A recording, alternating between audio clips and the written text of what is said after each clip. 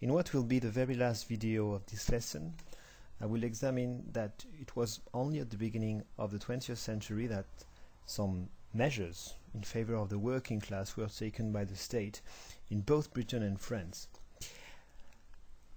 Starting with Britain, we will see that in this country the reforms made by the liberal government between 1906 and 1911 were very ambitious. But beforehand, I think it is important to have a look at the political spectrum in Britain at the beginning of the century. There was now three political parties that shared the votes of the different social classes in Britain. The oldest party and the most opposed to reform was the Conservative Party or Tory Party. In economics, this party had always been in favor of one very basic economic strategy, which is called letting alone, or also with the French expression laissez-faire. The idea is that the less the state intervenes in economic affairs, the better. And it was an idea that they had taken from some of the most classical liberal economists. Consequently, they had to put forward another goal to their policy at the national level.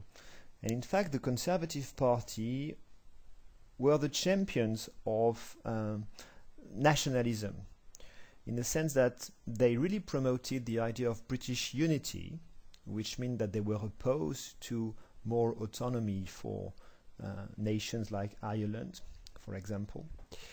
And they also largely praised the British Empire as a very important goal for the British state, and also as a possible solution for Britain's economic issues. And in fact, at the very end of the 19th century, a debate was introduced in Britain by some politicians, and in particular by one politician who was a transfer from the Liberal Party to the Conservative Party. And this man was Joseph Chamberlain.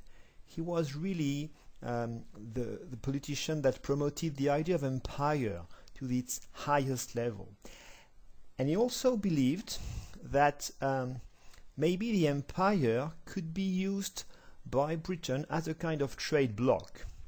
For him, it meant putting an end to the traditional British economy of free trade, which had largely benefited to the British industry.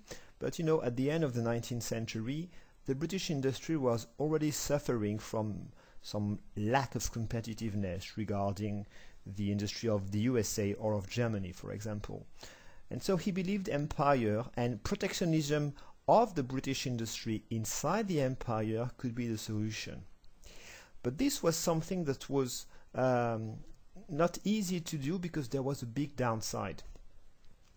If Britain stopped having free trade with the rest of Europe, then the price of food in Britain would increase a lot, because Britain used to import much of its food from France or Germany. So that would be very harmful for the poorest if protectionism was chosen. And so the Conservative Party was quite divided on this issue of economic strategy, and this is probably why they lost the election in 1906. So with such a program, the Conservative Party increasingly showed himself as the party of the wealthy, of the upper and higher middle class. But not only, because you can't be elected if only the very rich vote for you, can you? So with the nationalism, the Conservative Party also attracted the votes of rural England in general, where conservative values were still very popular, and also where, well, people often voted like the local elite, the aristocrats, told them to do.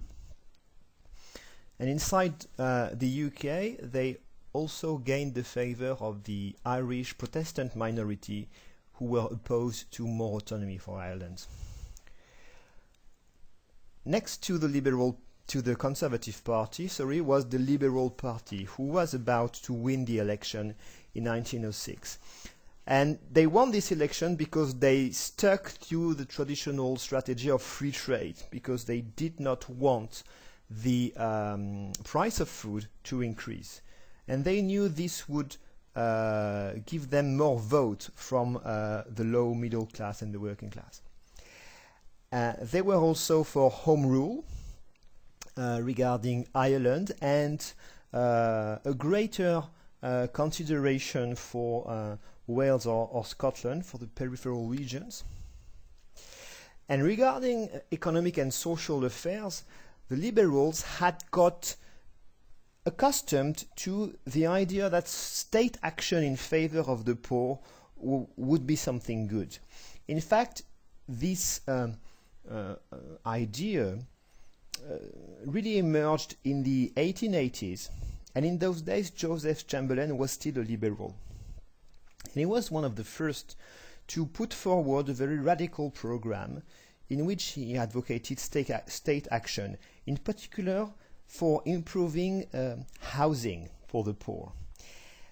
Doing that, Chamberlain very openly explained that he believed this was necessary to win the confidence of the poorest, and that if the Liberal Party did not try to attract the poor, then it will lose votes, and more tragically, if the living conditions of the poor were too hard, there would be a risk for Britain of a revolution. Look at this quote from Chamberlain from the 1880s. He said about a policy of rehousing. While rehousing may be looked upon as an insurance paid by the better class against disease, it may also be regarded as an insurance paid by the rich against revolution. This is a very important phrase. An insurance paid by the rich against revolution. So for Chamberlain and the Liberals, which were mostly people from the middle and upper classes, I'm talking about the politicians, helping the poor was also part of a strategy to protect the British society against the risk of a revolution, like in France, for example. With such a political agenda, the Liberal Party attracted at the end of the 19th century the vote of the low middle class, of shopkeepers and artisans and small bankers, teachers, doctors, people like this. Also of those that we can name the religious nonconformists. It means the people that did not follow the Church of England, and so in particular the Catholics of Ireland. And they gained a lot of votes from Scotland and Wales, where they were clearly dominant. I just want to change something about what I said. At that moment, the Irish Catholics did not vote for the Liberal Party anymore. If they lived in Ireland, they would vote for the Irish nationalists. But the Irish immigrants in England would vote for the Liberal Party. And the upper working class had been important electors of the Liberal Party. By upper working class, I only mean the workers that had wages good enough to be given the right to vote. But this remained the case until the beginning of the 20th century, because when the Labour Party emerged, this electorate moved from the Liberal Party further to the left and voted for the Labour Party. Indeed, the Labour Party was by definition the party who advocated state action in favor of the working class, with an agenda that was very radical. They wanted the 8-hour workday. We saw that it was really an international demand of the labor movement. They wanted more protection from for trade unions. This is a reference to the Taff Vale case. They wanted the law to be changed in order to protect trade unions from being sued by the companies. And they wanted pensions for the elderly. That means benefits when you could retire. They agreed on some aspect of the program of the Liberal Party. No problem for home rule for Ireland, and free trade at the international level also looked rather good to the Labour Party. So this party became, at the beginning of the 20th century, the party of the urban working class. And in 1906, Labour and the Liberals were strongly associated in Parliament, so that the Liberals, who were in the government, could implement a very ambitious program of state action in favor of the poor. So if we look at the factors that made the Liberals introduce many laws in favor of the poor, we must take into consideration this growth of the labor movement and the Labour Party. The fact that hatred of the workhouse was at its peak. Remember that the poor could only receive aid inside the workhouses. Otherwise, they received no aid at all. And in fact, as many people tried to avoid the workhouse, many people did not receive any aid at all. No pensions, no unemployment benefits, no health insurance. But another factor is interesting. In fact, for the Liberals, it became clear that state action in favor of the poor would be good for the power of Britain as well. Indeed, at the turn of the century, Britain fought a war in one of its colonies, South Africa. Two wars, actually, that are called the Boer Wars. The Boers were communities of Dutch-speaking people living in South Africa that refused to live under the domination of Britain, and so that had taken their independence. And so Britain was refusing the independence of two Boer republics. And Britain fought colonial wars there, dirty wars, by the way, extremely violent against civilians. But what is remarkable about our topic is that the British Army, which was a professional army that needed volunteers, the British Army faced huge difficulties in recruiting enough soldiers.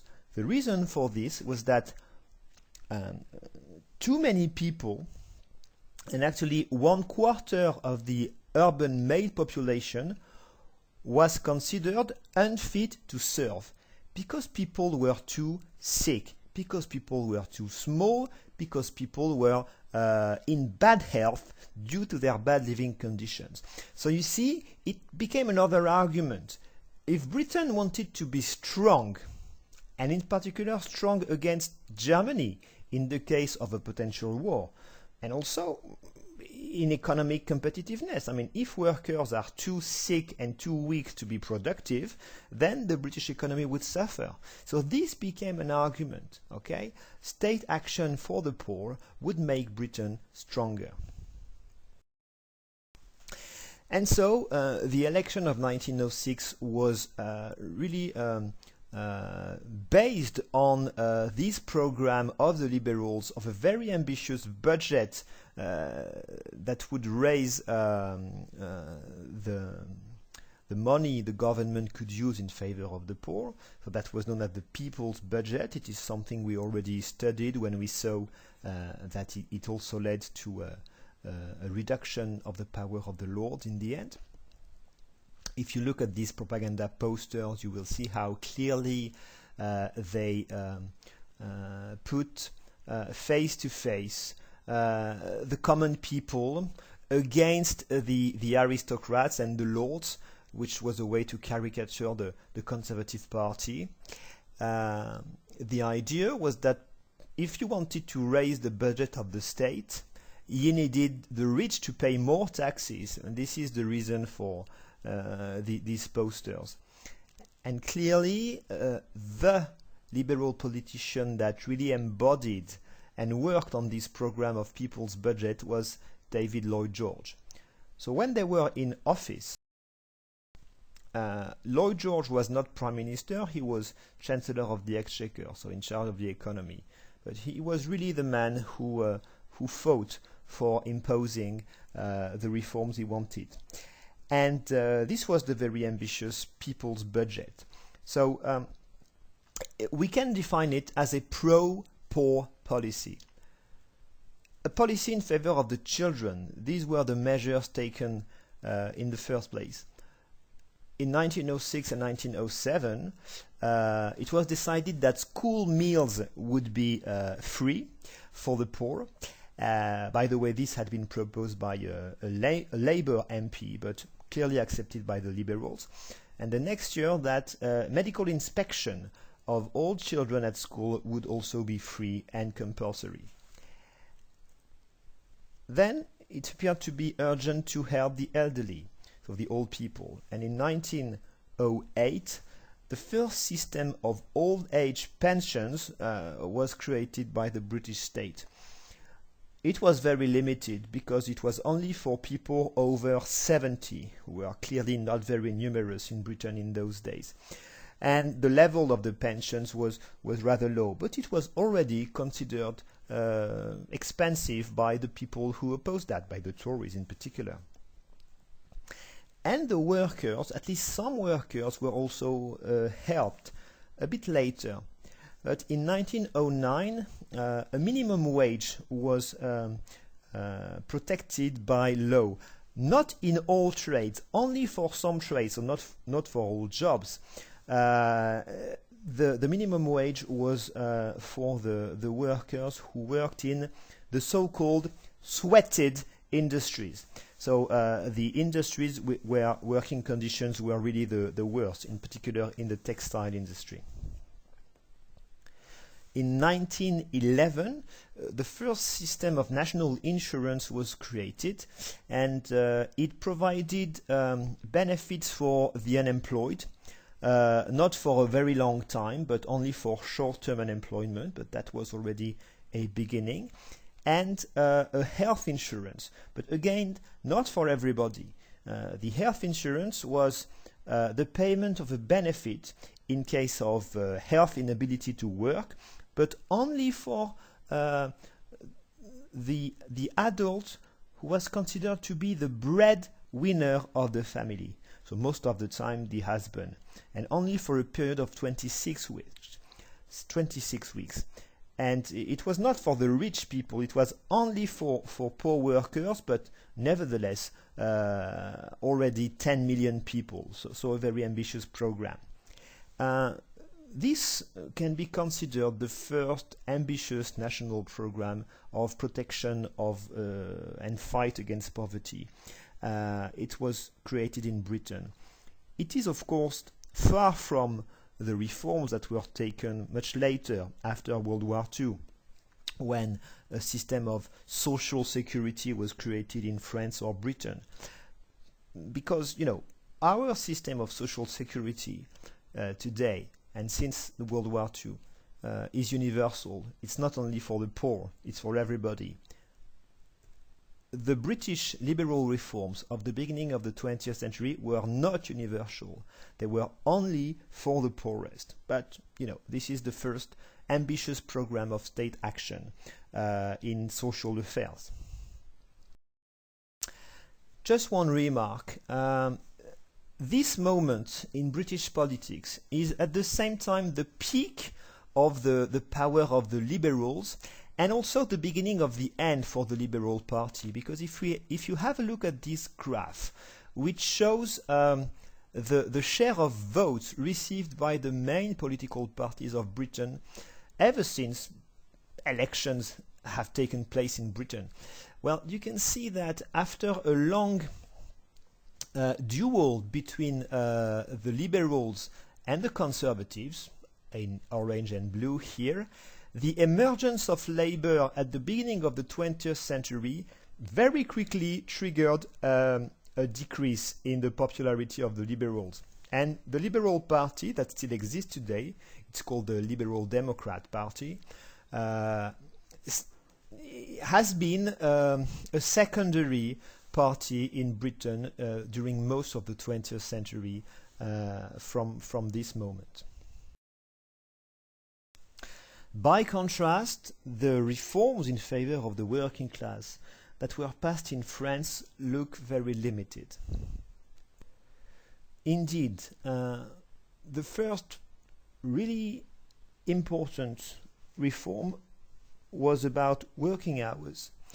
In 1900, so just at the end of the Dreyfus affair, a government in France led by Pierre Waldeck-Rousseau, we can consider him a kind of a liberal, even though this party did not have the same name in France. They accepted to create a law that limited the work day to 10 hours, which meant 70 hours a week. That only could be imposed to the workers. As you can see, it was twice as long as the contemporary work week, which is only 35 hours. So it was clearly a different world. From 1902, the Radical Party, so center-left, dominated, and for a few years it was led by Émile Combes. But the focus of this party was clearly not on the social question. It was on the religious question, and we already studied that. The Combes government managed to limit the influence of the Catholic Church in France, and it led to the separation of the churches and the state in France. And so it's only after 1905 that the government included some socialist ministers. Aristide Briand was Président du Conseil, the equivalent to Prime Minister in Britain, and René Viviani was a Minister of Work, and they both were socialist.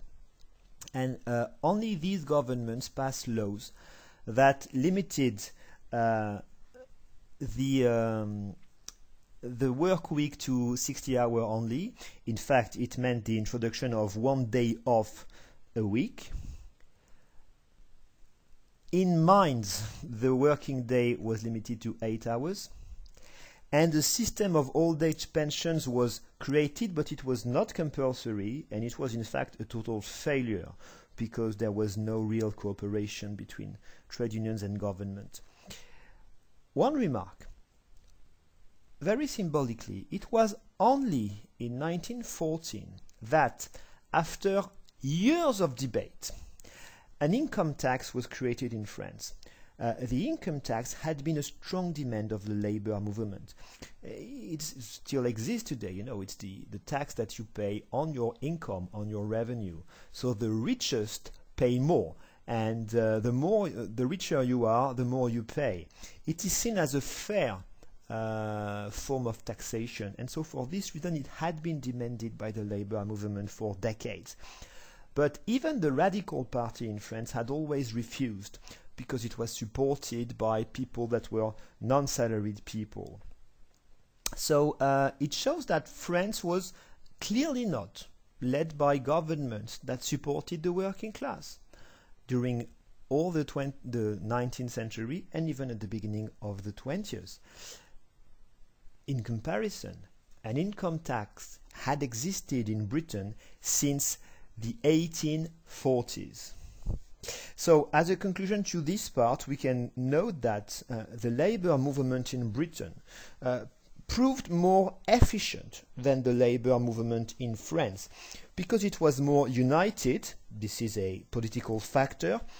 But, of course, firstly, thanks to the greater demographic and social importance of the urban salaried working class. They were simply more numerous in society, and so their political influence was bigger. On the contrary, in France, the urban working class remained a minority because they were less numerous than farmers, low middle class, or shopkeepers and artisans, and so measures in favor of them were less ambitious. Now it's time for a general conclusion to the lesson, to parliamentary democracies in the making. Among the rich countries of the period, so alongside the USA and Germany, we could say that France and Britain were the two most advanced democracies in Europe. They were two states that had modernized thanks to a greater involvement of the common people in politics. And the consequence of this was a little enlargement of the scope of the state's action in society.